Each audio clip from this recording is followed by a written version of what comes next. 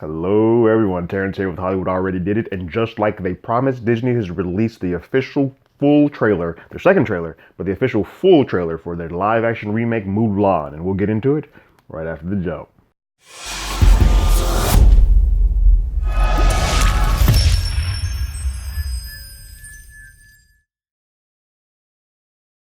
Alright guys, real quick, if you haven't already, go ahead, like, share, subscribe to the channel, ring that bell below. Anytime we have something, you will be one of the first to know. We are on that road to 100, so once we get there, we'll start doing some fun stuff in the channel, alright? Like, share, let everybody know about the place.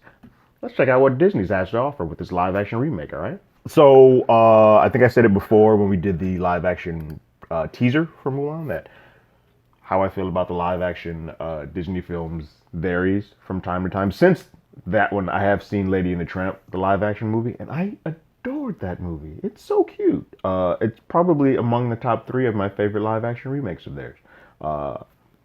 Didn't come out in theater, but it didn't need to. I watched that on a phone on a plane. I was like, oh, this is adorable.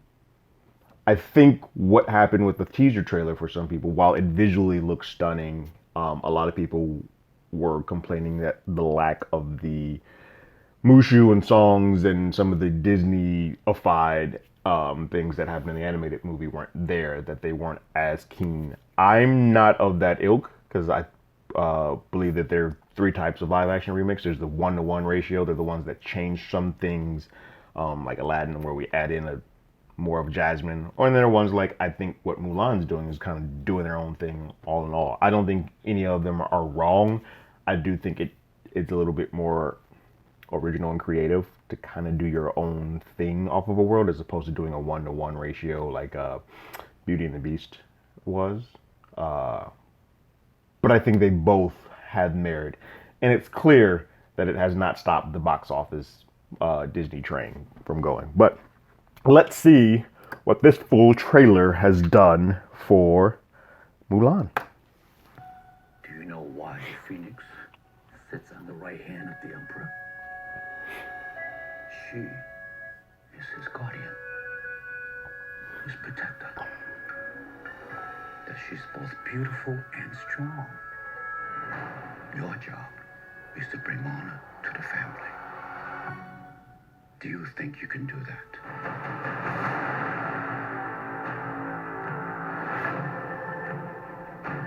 Citizens, we are under attack from northern invaders. Their leader This calls himself Oricon. is a gorgeous looking movie. Side of which No survivors. By edict of His Imperial Majesty, every family must contribute 1 man to fight. Have you no son? I am blessed with 2 daughters. I will fight.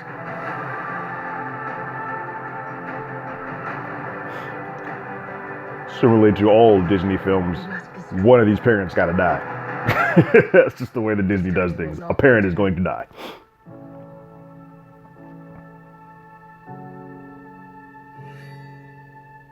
Loyal, brave, and true. It is my duty to protect my family. This looks like a big sprawling epic. Ancestors, please protect her. What is your name, soldier? That's smart, Disney. I hear what you're doing, and I'll talk about it after this trailer. Men out of every single one of you. They don't have any of the magic or the music, but one of the best things that I remember about Mulan, because I really didn't even hold this movie in that much regard, is the song that Christina Aguilera did called Mirror, which they now have going through the background at a slightly slower pace, but you can hear reflection in the background playing.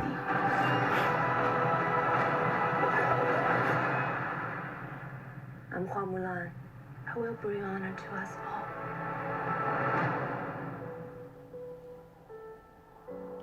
Who's that girl I knew? Smart. Because I think the one thing that a lot of people are having is that they're not having any type of nostalgic reflection to this. That's a smart way to do it without giving up the entire integrity of the film. You can still put in chords of the song that people do remember from that movie without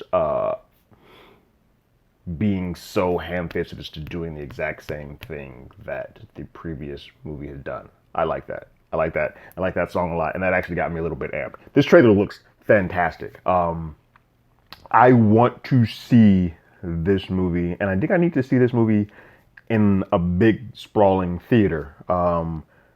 I am not of the ilk of Mulan fans that have that much connection to a magical dragon talking and singing. I also don't. I like my musicals to be one thing. It's weird. I like the live action musicals, and I like musicals, and I like the animated musicals. For some reason, though, when you switch from Disney animation and doing musicals to doing live action musicals, there's something lost. Lion King is probably the biggest culprit of this, that it's hard to get the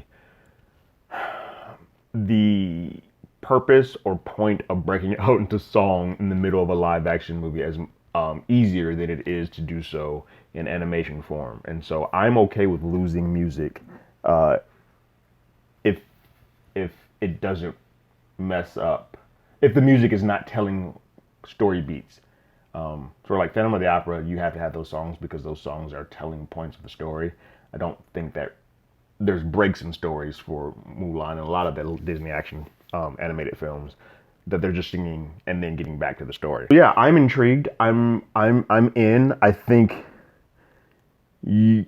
whoever it was that came up with the idea to use reflection in the background as an underlying theme, kudos to you. You are doing the Lord's work and getting the fans to kind of quiet down a little bit.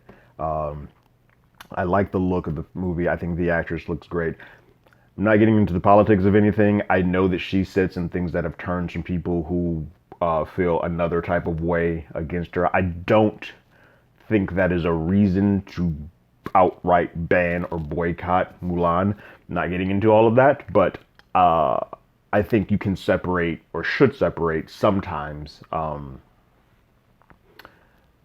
art from what the overall studio is doing with their film. I don't necessarily know. Disney's not saying that they agree with her. She's doing that on her own accord.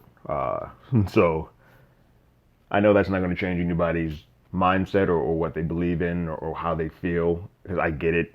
It's ugly, but I wouldn't use that against this film. But that's it. That's all I have to say about this movie. I am more intrigued now that they are doing droplets of nostalgia without being like, here's a hammer, I'm gonna beat you over the face with it. And that makes me happy. So what did you guys think about the trailer? Did you catch the reflection theme in the background? Go ahead, leave your comments in the comments below. Ring that bell. If you haven't already, you can follow us on Twitter at HollywoodADI. You can hit us up on email at HollywoodAlreadyDidIt@gmail.com. We also have a podcast by the same name. That's on all the DSPs, Google Podcasts, Apple Podcasts, Spotify, anywhere that plays podcasts, we are there. And that's it. Like always, I got my ticket. You got yours.